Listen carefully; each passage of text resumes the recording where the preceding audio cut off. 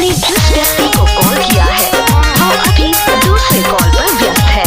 कृपया प्रतीक्षा करें या कुछ समय पश्चात प्रयास करें। The person you have called is speaking to someone else. You can wait or call again later.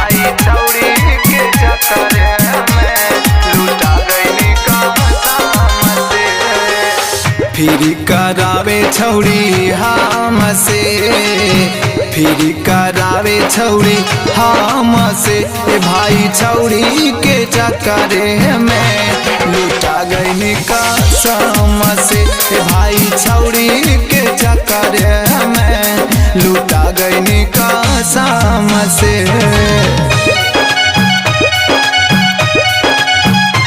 भाई पापा के चोरी से कीन के दिल रही मोबाइल।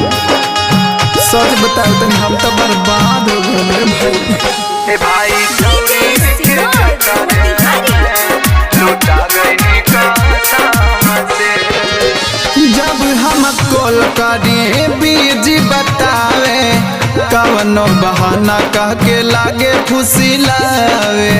आपने जिस व्यक्ति को कॉल किया है वो अभी दूसरे कॉल पर व्यस्त है। जब हम कॉल करी बीजी बतावे कवनो बहाना का के लागे फुसिलावे। होला दर्द दिल के जख्म से, होला दर्द दिल के जख्म से। भाई छौड़ी के चक्कर में बिना गई कसम से।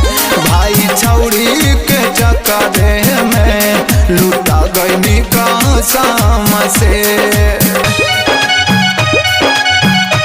भाई सच कहता बहुत तबाह हो गई।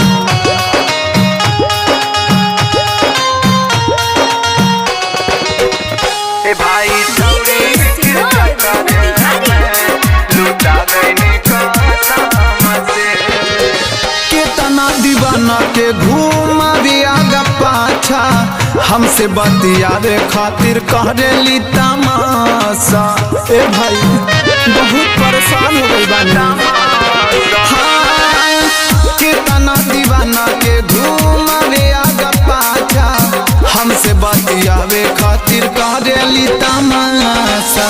अनुपम टूटल बारे गाम से, रमेश रसीला टूटले गाम से। भाई छौड़ी के चक्कर में मिला गई कसम से। भाई छौड़ी के चक्कर में लुटा गई कसम से। फिर करावे छौड़ी हमसे, फिर करावे छौड़ी हमसे। भाई छौड़ी के चक्कर में लुटा गई कसम से। भाई छौड़ी के चक्कर